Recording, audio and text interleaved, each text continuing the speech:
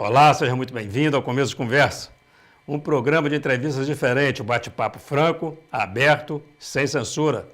O Começo de Conversa é transmitido por 3 emissoras, Supercanal TV, UNEC TV e TV Sistec. Ele também pode ser acompanhado pelas redes sociais. A região de Caratinga se desenvolveu muito impulsionada pela BR-116, que corta a cidade de ponta a ponta. Mas juntamente com o progresso veio uma imensa preocupação com a segurança no trânsito. O elevado número de acidentes na estrada vem tirando muitas vidas e deixando outras marcadas de forma definitiva. Nosso convidado de hoje luta para ajudar a resolver esse problema. Ele nasceu em Ponte Nova, mas já percorreu quase todos os estados do país a trabalho. É engenheiro civil com especialização em engenharia de avaliações, auditoria e perícias. Ele é casado com Isabela Santana e pai do Davi e do Diego. Há 10 anos ele atua no DENIT, o Departamento Nacional de Infraestrutura de Transporte. Ele está em Caratinga há pouco mais de um ano e já coordenou uma série de pequenas obras que vem ajudando a reduzir os acidentes no trecho urbano da Rio Bahia. Logo após o intervalo eu volto para falar com esse convidado muito especial de hoje. Não saia daí, nós voltamos já já.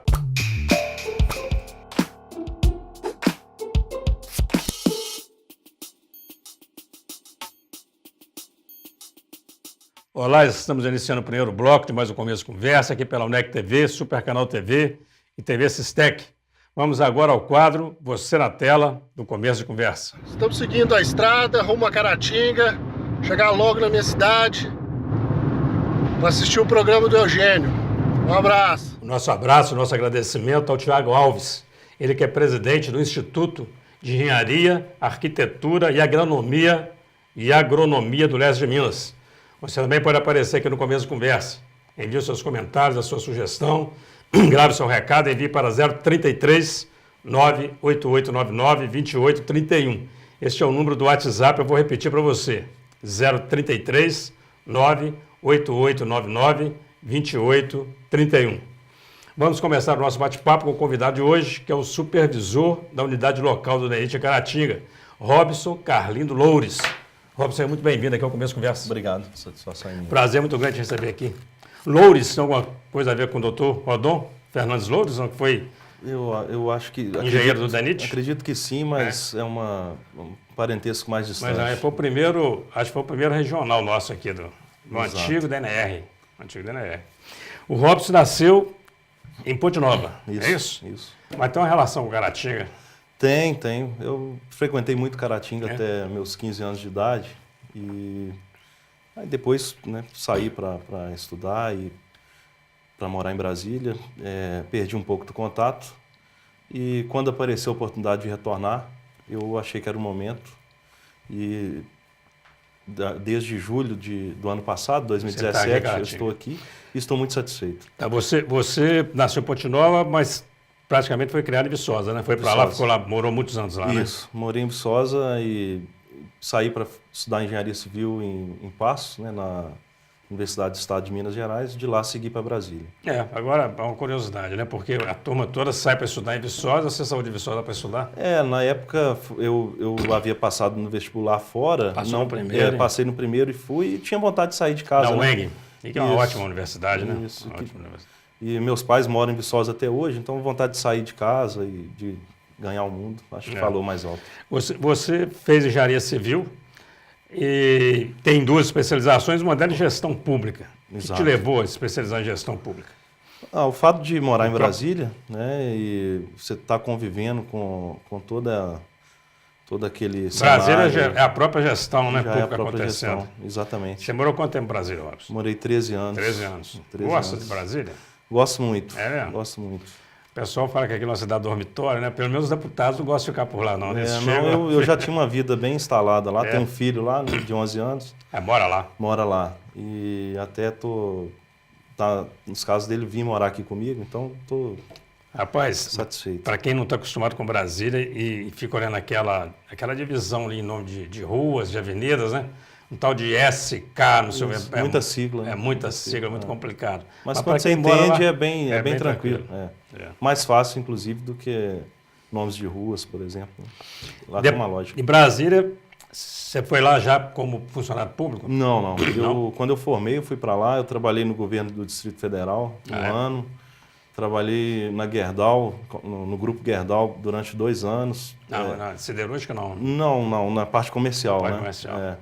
E posterior à Gerdau, trabalhei 1 ano pela ONU, né? No Piauí, trabalhando com saneamento básico, pelo Ministério da Saúde também, até apareceu o concurso onde eu ingressei, que é o concurso de analista de infraestrutura do Ministério do Planejamento. Então, eu sou servidor de carreira do Ministério do Planejamento. Sou cedido ao DENIT, porque é uma área que eu gostei, que eu me adaptei bem. E já está há quanto tempo aí no DENIT? Desde que eu entrei no concurso, primeiro dia já fui para o DENIT através de um convênio, que eu estava no Ministério dos Transportes, lotado. Certo. Fui através de um convênio, fui para o DENIT e há 3 anos que eu sou cedido, como se eu fosse servidor do DENIT. Né? Eu falo que engenheiro é trecheiro, né? Eu também sou engenheiro de formação. Trabalhei na Gerdau também, mas aí trabalhei em siderúrgica. E, assim, no período muito pequeno, eu morei em Juiz de Fora, morei em Recife, passei por Fortaleza, voltei para Juiz de Fora, cheguei para Volta Redonda, Caratinga, é uma loucura isso, né? E como é que você acostumou com essa vida? Como é que faz para conciliar a família com morando em cada um monte de locais? Meio complicado, né? É complicado, né? Família é meio difícil de conciliar, mas eu acho que cada um vem com uma missão, né? Na terra, e minha missão é essa, eu estou tentando. E Caratinga veio para ficar, não? Pretendo. Apesar de ter, pelo trabalho que a gente vem fazendo, volta e meia, existe alguma sondagem para a gente poder sair, mas se depender de mim, eu fico, só saio mandado. Eu queria entrar agora então nessa parte nossa do trabalho mesmo em Caratinga, porque Caratinga é uma cidade que, quer dizer, desde que eu cheguei aqui, eu tinha 4 anos de idade, você já ouvia falar em DNR, quer dizer, no posto do DNR aqui em Caratinga. E essa rodovia cortando essa cidade toda, que é um ponto que traz progresso, claro, importante, mas que traz de fato muita preocupação, né? A cidade foi dividida e hoje, mais do que nunca, você tem todo um bairro ali, Santa Zeta, uma região que cresceu muito e uma rodovia cortando. E a gente, sinceramente, assim, nós vimos pouco avanço até então, né? Mas nesse último ano, realmente, assim, a gente não tem visto grande obra, mas as obras estão aparecendo, estão de fato colaborando muito com a segurança. E esse trabalho ali, por exemplo, na BR, da travessia dos carros, né? Eu acho que está muito tranquilo, quer dizer, você demorava horas para conseguir atravessar essa Rio Bahia, a não ser que fosse pelo viaduto. Isso é um trabalho que você chegou, pegou, isso tem pedido, já tinha projeto, como é que acontece isso? Não, isso, para começar, quando eu cheguei aqui em Caratinga, a unidade esteve para ser fechada, né? Então, através do superintendente Fabiano Cunha, deputado Mauro Lopes, enfim, algumas pessoas que contribuíram nesse processo aí de não deixar a unidade de Caratinga fechar. Então, fechou Rio Casca e manteve Caratinga aberta. Era para Rio Casca ter permanecido e fechado Caratinga. Então, isso aí já foi uma grande conquista para o município e para a região. Com certeza. Né? Após a minha chegada aqui, a primeira coisa que a gente fez foi entender o que estava acontecendo. Né? Como eu disse, ficou 2 anos sem supervisor. Né? Ora vinha o supervisor de Valadares, ora vinha o supervisor de Leopoldina, para poder despachar aqui. Então, praticamente parado. Né? E o primeiro trabalho nosso foi entender o que estava acontecendo, trazer equipe, né? Porque a gente não consegue fazer nada sozinho. Se a equipe não comprar ideia, você pode assinar sua carta de demissão e ir embora, porque você não faz nada sozinho. Então, nosso pessoal aqui, tanto servidores terceirizados, as empresas contratadas, eles acreditaram num projeto e que era possível haver mudanças substanciais dentro do órgão aqui em Caratinga. Né? Então, a primeira coisa foi isso. Passando para as questões técnicas e práticas, né, de execução de obra, em Caratinga eu não encontrei nenhum projeto de melhoria na BR-116. Tá? Então, para começar, eu não podia executar nada de imediato. Não tinha nada em andamento, né? Nada em andamento. Os contratos bastante enxutos, né? Os contratos de manutenção. Então, nós demos uma geral nesses contratos, pegamos todas os saldos contratuais, o que tinha ainda previsto para fazer, pegamos a nossa equipe, com o nosso corpo técnico de técnicos e engenheiros, fomos para campo, fizemos as vistorias, fizemos testes de trânsito com cones, né, com as nossas viaturas, para ver como o trânsito se comportaria com uma mudança ou outra, porque quando você não tem projeto, você tem que avaliar na prática como é feito. E Caratinga precisava de uma intervenção de imediato. Não poderia esperar 3, 4 anos para elaborar um projeto, por exemplo. Então a gente decidiu enfrentar o problema e está fazendo essas pequenas intervenções que trouxeram grandes resultados. Nós estamos terminando o primeiro bloco, eu quero voltar no segundo, ainda dentro desse tema, mas questionando justamente isso, quer dizer, quando você tem um gestor que ele tem um interesse político, ele é completamente diferente do gestor que está ali como um servidor, né? Porque o político ele fica pensando em grandes obras, em troço, é uma megalomania, nismo danado em termos até de verba, né? E de projeção. E às vezes são pequenas ações que vão dar um resultado imediato.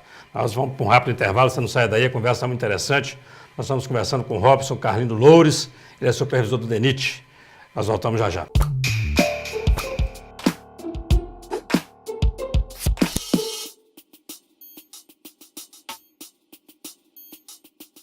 De volta com o Começo de Conversa, hoje recebendo o Robson Carlindo Santana, que está nos falando sobre o seu trabalho no Departamento Nacional de Infraestrutura de Transportes. O Robson, nós terminamos o primeiro bloco, está falando sobre a megalomania dos políticos, né?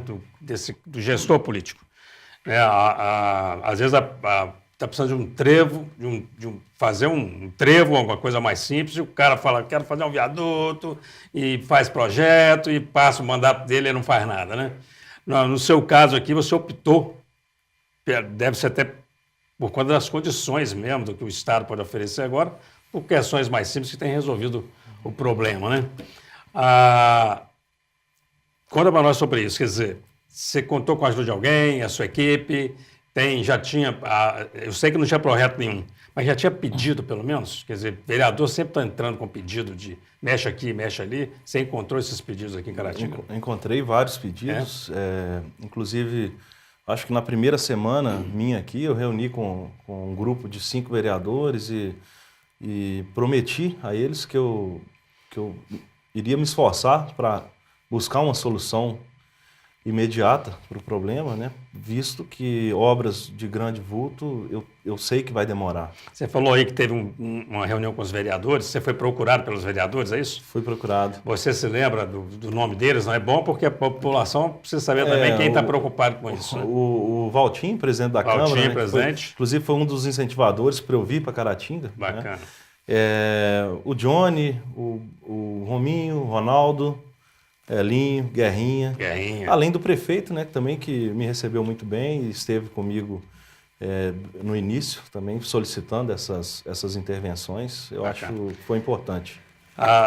O DENIT aqui de Caratinga, a jurisdição deles dá mais ou menos 570 quilômetros, é isso? 570. Pega de onde a onde para a gente ter uma ideia de referência de cidade a cidade? BR-262, de João Molevade, quilômetro 196 até o zero.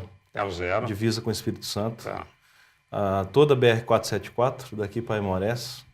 A BR-116 de Tarauaçu, Tarumirim, ali no 471, até São João do Manhuaçu, 609, depois de Realeza. Beleza. Então, Dom Cavate está dentro aqui. Tá. E BR-458, Ipatinga, até a 116. É um trecho grande. Um trecho grande.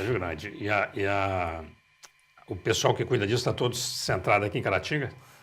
A nossa equipe fica toda em Caratinga, mas a gente tem empresas contratadas para manutenção. Terceirização é grande, né? Exato, que tem os canteiros em cada lote da BR, né? Eu citei até Dom Cavate, porque Dom Cavate é um caso típico, assim, eu acho até que um pouco mais complicado que Caratinga. Ele parece até que a BR é a cidade, né? Ali, assim, o mesmo tanto, a cidade é dividida praticamente ao meio mesmo. Lá também está sendo feito algumas ações no sentido de dar mais segurança para travessia. Fizemos lombadas, fizemos faixas de pedestre elevadas, fizemos um estrangulamento no canteiro para os caminhões que param para para poder consumir ali no comércio local. Bacana. Eles estavam parando no local proibido, a gente fez uma espécie de uma parada para os caminhoneiros, porque eles descem ali e levam muita carne, linguiça, enfim. Então, foi tudo feito isso. A gente teve várias reuniões com o prefeito de Dom Cabate, assim como todos os prefeitos da nossa jurisdição aí, que deve ter mais ou menos uns 40 municípios. 40 municípios. Exato. E a prefeitura é parceira desses projetos de alguma forma? Com Assim, recurso não, né? Via de regra, vai depender muito do contrato. Quando a gente tem um contrato que a gente tem saldo para poder trabalhar, a gente trabalha saldo nítido. Agora, quando de repente o prefeito precisa de uma intervenção e a gente está com um aperto de equipe, pessoal, maquinário, às vezes a prefeitura disponibiliza uma máquina, entra com alguma parceria, mas normalmente a gente mesmo que tem feito. O Robson, nós estamos falando aí sobre essas pequenas ações que acabam melhorando, mas eu sei que a Rio Bahia ela precisa de obras maiores com certeza, né? O que está previsto, o que você tem em mente em relação a isso? A passarelas, por exemplo, ou passagens subterrâneas, alguma coisa? Nós estamos com o edital pronto para contratação de uma empresa especializada em projetos, né, para a travessia de Caratinga. Bacana. Então, esses projetos, na verdade, os estudos que vão dizer, mas projetos de viadutos, de trincheiras, passarelas, duplicação de via, todos esses projetos serão contemplados nessa contratação. Né? Esse projeto vai custar em torno de R$1,5 milhão e ele está no Ministério dos Transportes, onde a gente está cumprindo a última exigência do Ministério para que esse projeto passe a ser incluso no Programa de Aceleração do Crescimento, no PAC, e daí a gente busca o recurso do PAC para poder contratar. Enquanto isso não acontece, a gente vai fazendo as intervenções, né, de acordo com o nosso cronograma. Nós não podemos fazer tudo de uma vez, porque nós temos um limite de gasto, né? Mas a gente espera que até lá está fazendo as melhorias, né? Enquanto não vem essa obra que eu acredito que vai solucionar o problema para os próximos 20, 30 anos. É interessante isso, porque a população está vendo esse movimento todo aí dessas pequenas obras, mas ela pode, então, estar com essa esperança aí de que obras maiores estão, de fato, previstas, estão chegando por aí, né? Exatamente. Para a gente fazer uma obra desse porte que Caratinga merece, a gente precisa ter, primeiro, projeto e, segundo, recurso, né? Então, hoje nós não temos nenhum projeto para poder pleitear o recurso. Então, não adianta chegar alguém falando, vou destinar um recurso para Caratinga para fazer um viaduto, que não tem como. Se você não tiver projeto, você não tem. Nem projeto para pedir, né? Uma questão que eu acho que chama atenção nessa questão do perímetro urbano de Caratinga, e ele tem uma similaridade com o que acontece aqui dentro da cidade, que é uma necessidade que esse pessoal tem de ter um entroncamento, uma saída a cada 100 metros, né? Então, você chega em Caratinga, por exemplo, aqui, você pega, por exemplo, a Avenida Moacir de Matos, só um exemplo aqui dentro. Quanto mais difícil fosse fazer um retorno nessa avenida, acho que menos as pessoas andariam de carro, deixariam o carro na garagem e tal. E na BR é meio assim, né? A cada 100 metros você tem um jeito de atravessar. Eu estou vendo que está tendo esse cuidado de começar a fechar algumas passagens, né? Exato. Você vai numa cidade de maior porte aí, às vezes você perde um retorno, você tem que andar 5 quilômetros para poder voltar, né? E aqui em Caratinga a gente está devagar, a gente está colocando quebrando um pouquinho dessa cultura. 500 metros já está achando ruim, né? Já reclama. Então, por exemplo, nossa ação que nós estamos agindo agora, imediato, nós fechamos a Rua Lamartine, o acesso da Rua Lamartine para quem cruza a BR, né? Vamos fechar o retorno ali do Uai também, o canteiro central vai ser fechado. Bacana. Então, isso aí dá para nós uma otimização da segurança, diminui acidente, comprovadamente, né? E aquele retorno da UAI, eu vou te falar, eu sou um que utilizo, toda vez que venho, tento atravessar ali, é sempre arriscado. Porque vem uma lombada ali do viaduto, ali realmente não faz sentido, quer dizer, posso mais embaixo e virar lá perto da Itapemirim. Nosso objetivo é acabar com retornos onde o motorista cruza as 4 pistas simultaneamente, tá? E diminuir ao máximo o risco de acidente por colisão. Tá? Então, você pega o último feriado aí, pelo balanço da PRF, 74 mortes, quase a sua totalidade por excesso de velocidade ou ultrapassagem irregular, acidentes por colisão. Eu ia até perguntar isso, se você tinha esses números do período de implantação dessas pequenas ações até agora, se já dá para fazer um balanço de redução de acidentes? Nós fizemos um balanço há uns 3, 4 meses atrás que a gente viu que a redução foi muito grande, mas eu não tenho os números agora para passar, não. Mas, por exemplo, vou citar só o retorno da Ford, por exemplo. Naquele ponto, houve um acidente, depois que nós fizemos a intervenção, um acidente com morte, que foi um motoqueiro às 4 horas da manhã, embriagado, sem habilitação. Então, para esses casos aí, é só ajuda divina, né? Só Deus na causa. Então, não tem engenharia que dê conta. E o outro caso, por exemplo, o bairro Esplanada, que ali o trânsito parecia a Índia, né? Só faltava as vacas. Exatamente. Então, ali, você pega aquele ponto, eu desconheço que teve acidente ali depois que nós fizemos aquela intervenção. E ali tinha uma vez por semana, eu não sei precisar quantidade de acidentes. Então, só para citar 2 pontos, né? Posso até citar o terceiro, que em termos de travessia facilitou demais, que é o da rodoviária. Você não conseguia sair da rodoviária nova para pegar a BR, ou sentido centro ou sentido Realeza, era muito complicado ali. E realmente, assim, as ações que foram tomadas ali facilitaram muito, trouxeram mais segurança. Nós vamos para um rápido intervalo, você não sai daí, nós estamos recebendo hoje o supervisor do DENIT, Robson Carlinhos Santana. Nós voltamos já já.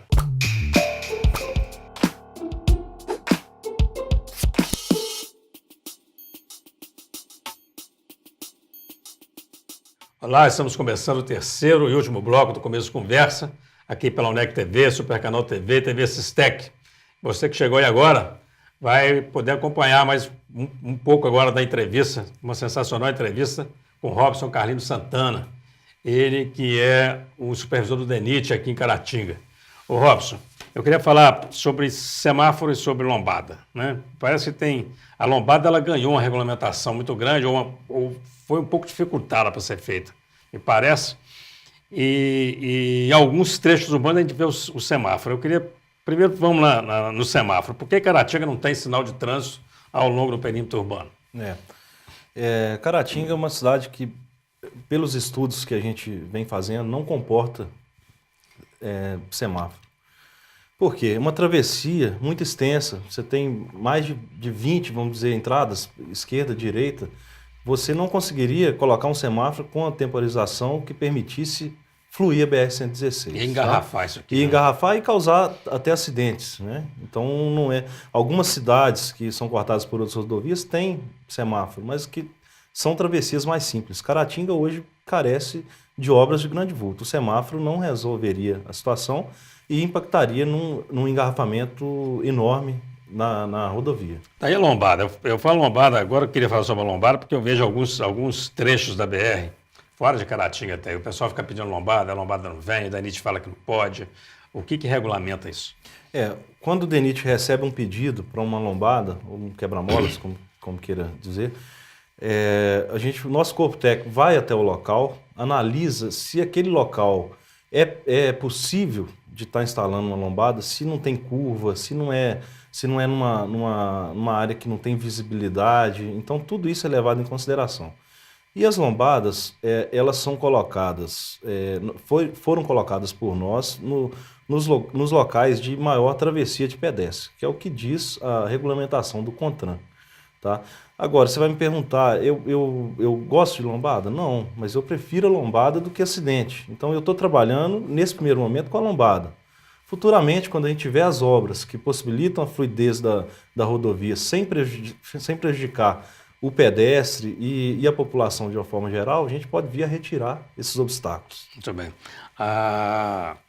Eu queria falar agora sobre educação para o trânsito, um pouco, porque tem locais que a gente sabe que existe a passarela e o sujeito morre atropelado, porque ele resolve atravessar a rua, né?